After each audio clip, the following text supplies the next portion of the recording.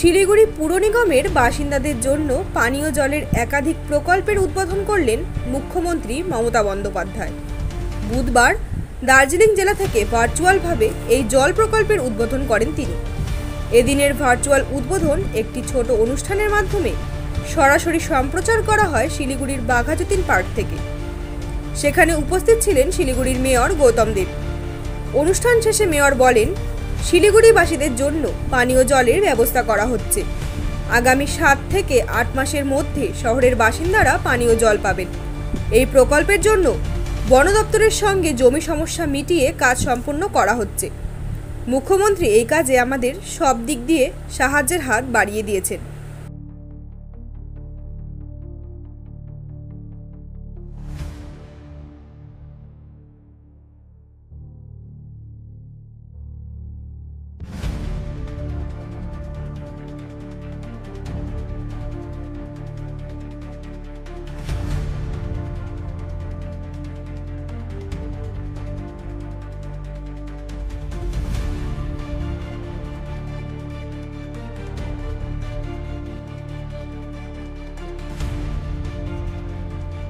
হোক ডিসেম্বরের মধ্যে আমরা বড় প্রজেক্টগুলো হাতে নেব। দেখুন, জল প্রকল্প প্রথম পর্যায়ে কাজ ফুল সুইংয়ে চলছে। এখন ফরেস্টের সাথে যেই প্রবলেমগুলো ছিল সেই প্রবলেমগুলো প্রায় রিজলভ করে নিয়েছি।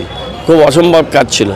আমরা আলিপুরদুয়ারের ওখান থেকে জমি মাননীয় মুখ্যমন্ত্রী অ্যালাউ করে দিয়েছেন, ওখান থেকে জমি আমরা সেম কোয়ান্টাম দিয়ে এই ফরেস্টের ইস্যুটা আমরা মিটিয়েছি। এবং STP 2 এর যে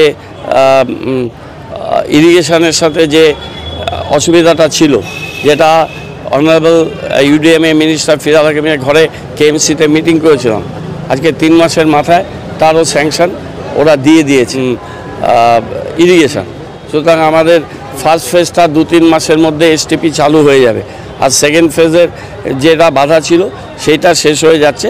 আর ফার্স্ট ফেজের জায়গাটা চয়েস হয়েছে STP 1, সেটার কাজও হয়তো খুব তাড়াতাড়ি সেটার কাজ শুরু হবে। ডিপ টিউবওয়েল করে নিচ্ছি যে যাতে মানুষের কোনো জল কষ্ট না হয়। আগামী 8 থেকে 10 মাসের মধ্যে শিলিগুড়ি মানুষ জল পাচ্ছে না এরকম ব্যাপারটা থাকবে না।